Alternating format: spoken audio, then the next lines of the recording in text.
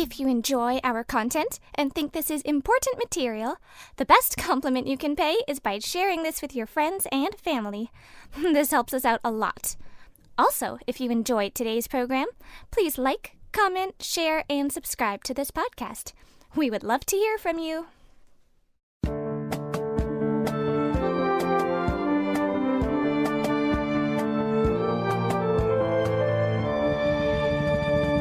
Welcome to the Truth in My Days podcast, where we defend the Word of God against the challenges of men. Hello, today we have Sonia interviewing John about textual criticism. This is the field of study through which we can know the original text of the New Testament. We are continuing from the previous episode today. Now, this scholar in the early 20th century named Hermann Hoskier decided to do a side-by-side comparison of these two, Codex Sinaiticus and Codex Vaticanus. They're supposed to be the best, so they should be very close to each other. They're keeping for us, preserving for us the most reliable text, and so they should be generally in agreement with each other. No scribe is perfect. There are going to be differences, but there shouldn't be many. So he was going to go through the entire New Testament and flag all of the differences between these two manuscripts. He didn't think he would find many. He ended up filling 2 huge volumes. He ignored trivial ones like spelling differences. But he ended up filling 2 huge volumes by the time he'd reached the end of the Gospel books. He didn't even get to the rest of the New Testament. In these 2, he found them contradicting each other more than 3,000 times in the Gospel books alone. More than 3,036 to be precise, significant disagreements between Sinaiticus and Vaticanus, and that actually exceeds the number of times they agree with each other. Which means, by the way, that they should not really even be classified as belonging to the same text type. So what does that do to the idea that these are the earliest and best manuscripts? Well, at least one of them has to be wrong and can't be the best. Exactly. If they disagree with each other in the Gospel books alone 3,036 times, that either means one is perfect and the other is wrong 3,036 times, or the other one is right and the first one is wrong 3,036 times, or each of them is wrong 1,518 times or so. But how could you know? But if one of them is perfect, then that one doesn't have the resurrection. But how do you know? How can you say these 2 are the earliest and the best when you have all these disagreements? I guess you can maybe only say they're the earliest. Exactly. You can't really say they're the best. And the idea that one of them is perfect and the other is really bad, that's already been undercut by what we saw from Bergen's analysis. Codex Vaticanus omits words or whole clauses 1,491 times. Unless it can be argued that all the other manuscripts later added whatever was missing. And is disfigured throughout with repetitions. So Vaticanus cannot be the best, cannot be perfect. Codex Sinaiticus, same thing, abounds with errors of the eye and pen. On many occasions, 10, 20, 30, 40 words are dropped through, and so on. So you can't even argue that, well, one of them is perfect. We don't know which one, but one is and the other isn't. They're both extremely carelessly copied manuscripts. So if we're trying to get back to the original, you can't base it on these. You can't base it on manuscripts that were so carelessly copied. But you need to get rid of the resurrection. So liberal scholars blithely ignored this fact, ignored what Bergen found, ignored what Hoskier found. Not only did Sinaiticus and Vaticanus give them what they wanted, a means to discredit the resurrection, but by pushing these as the earliest and best manuscripts, their corrupt nature gave them plenty of opportunities to find shorter readings, more difficult readings, readings that create discrepancies with other quoted or parallel material that they could claim were the original readings, and thus insert more errors into the actual text of the Bible. So it was a scam. Evangelicals, strangely, continue to follow along with this scam to this very day. How come they didn't realize it was a scam at the time that the manuscripts were discovered? Because very, very, very few scholars and this is something we'd have to talk about another day as well, but very few scholars actually examine things firsthand. People assume that if you're a scholar, you've studied all the details of this, you've gone into arguments from both sides, and you've done a careful and detailed analysis, and you haven't. The reality is you've gone to seminary, you sat in a class, they told you these facts, and you accepted it without question. Okay? So once that becomes the party line, that's what happens. And it's not just in textual criticism. It's in many, many different parts of scholarship. And that's why I said that big problem for evangelical scholarship is they have accepted so many of the liberal presuppositions. Why liberals got on the ground floor on these things and set the presuppositions is something we can talk about in a different discussion. But that is what happened. And people assume when a scholar says these things, and it's in his book, that he has examined the facts. He really hasn't. He has been told these in seminary. He's accepted it. He's been told, here's the evidence. Things like, well, the shorter reading is preferable, and they will just spout that back. But they have not examined the facts.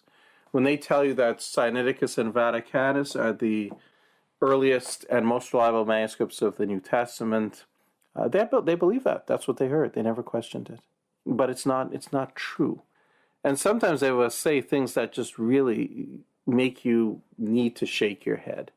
Daniel Walls, for example, commenting on Sinaiticus and Vaticanus, says they both have so many disagreements, so he knows that they contradict each other 3,036 times. Does he conclude this means they're not reliable? No. He says they both have so many disagreements with each other that they must go back to a common ancestor that goes very far back into the 2nd century. Why assume that they even have a common ancestor? Why can't... I mean, if earlier on they were saying that there are all these different text types, why can't they be in different text types? Well, the comment makes no sense at all. They could have started with the original text, and each of them makes so many mistakes. But when you sit and think about it, he's saying these are so bad, they must be good. The fact that they're so sloppy, the fact that they're so full of mistakes somehow proves that they're actually good. They actually go back to the 2nd century. Okay? When you think about it, all manuscripts have a common ancestor. Okay, that goes very far back. It goes back to the 1st century, the original. The ancestor of all manuscripts is the autograph. And how reliable each manuscript is depends on how carefully the chain of copying was done from the ancestor to that. In the case of Sinaiticus and Vaticanus, with all their errors, they weren't done carefully, and that makes them not reliable. It doesn't mean that, hey, they're based on something in the 2nd century. It makes no sense. So once these manuscripts were discovered, the next step then was to enhance the credibility of Vaticanus and Sinaiticus. These were described as being members of the Alexandrian text type. You remember we talked about how liberal scholars had divided all the manuscripts into text types.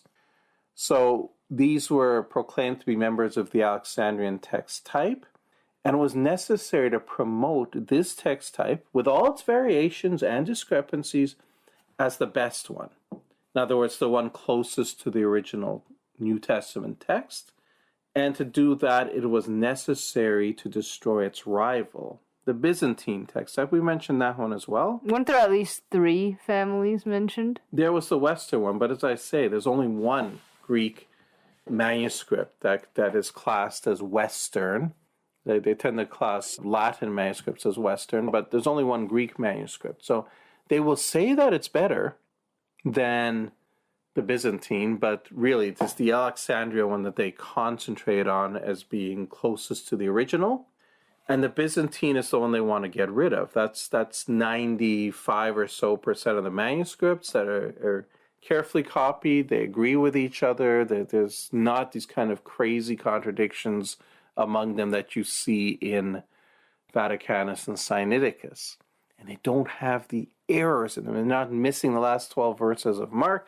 And so we got to get rid of them, write them off as secondary. And we saw that liberal scholars claim that this was actually done by Lucian in the 4th century.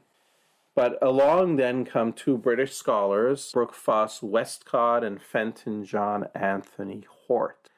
And it was in 1881 that they wrote a seminal book on this. And in this book, they gave reasons to value the Alexandrian text above the Byzantine. Now, their main argument was what they called the genealogical method. They acknowledged that 95% manuscripts are Byzantine, but they said, well, we can't assume that the majority is right. Why can't we assume them? Because many manuscripts may be copied from the same original, so they're not independent witnesses to the original text. In other words, suppose we have 11 manuscripts, and 10 of them agree on a variant, and one of them disagrees. And you might think, well, the 10 probably got it right, because all 10 of them have that. Well, Westcott and Hort said, but wait a minute, what if all 10 of those were copied from the same exemplar? Then it's not really 10 against 1, it's really just 1 against 1. And that's why I said, so you can't assume that the majority are right. Instead of counting the manuscripts, he said, and you'll hear this from textual critics all the time, we don't count manuscripts, we weigh manuscripts. Look how good they are. So what Westcott and Hort said is we must study their genealogical tree. Instead of just counting them, we have to look like which one was copied from which. And so if you have like 10 copied from the same one, once we've looked at the genealogical tree and we see that all 10 of them were copied from this one, it has a weight of only 1. If we study all the Byzantine manuscripts, we put together them into a genealogical tree and we see it all goes back to one exemplar written by Lucian of Antioch in the 4th century, then we know it's not the original and we can chuck them all out. So this is what they said you have to do. You look at the genealogy of the manuscripts. You look at the tree putting together what was copied from what. And this approach, they said, proves that the Byzantine text is a later, corrupted form of the New Testament text. And that was the main accomplishment then of Westcott and Hort. Bruce Metzger was one of the most highly respected textual critics for a long time. He speaks of, quote, the force of the genealogical method by which the later conflated text is demonstrated to be secondary and corrupt. Westcott and Hort on the genealogical method said, we have passed beyond purely numerical relations and the necessity of examining the genealogy of both the minority and the majority has become apparent. They admitted that a theoretical presumption indeed remains that a majority of extant documents is more likely to represent a majority of ancestral documents at each stage of transmission than vice versa. But this presumption is too minute to weigh against the smallest tangible evidence. Well, it sounds like they're the ones making presumptions, actually. No, they're showing by the genealogical method that this is what you have to go by, not by the numbers, but by the genealogy. But how can you really prove which was copied from which? Ooh, well, that's actually a very, very good question. And this shows that what Westcott and Hort did was a complete scam. They said what you have to do is build a genealogical tree of the manuscript. They never did that. They never, in their thick book, ever did a genealogical tree of New Testament manuscripts. All they did was hypothetical trees to show that, oh yes, 10 might have been copied from one, which everybody already knows. But they never built a genealogical tree of New Testament manuscripts, and it can't be done. There's simply not enough of them. We have now 5,800 or so of them. Thank you, everyone, for listening today. Unfortunately, we have run out of time, but please join us for the next part tomorrow. Same time and same place. Thank you for listening to the Truth in My Days podcast with John Torse. We would love to hear from you. Please feel free to share any questions or comments you may have. You can reach us on Facebook, Instagram, MeWe, and YouTube. Simply search Truth in My Days as one word. Again, Truth in My Days as one word, no spaces in between. And you can connect with us. You may also visit our website for more comprehensive material and to learn more about our ministry. Our website is truthinmydays.com. Thank you.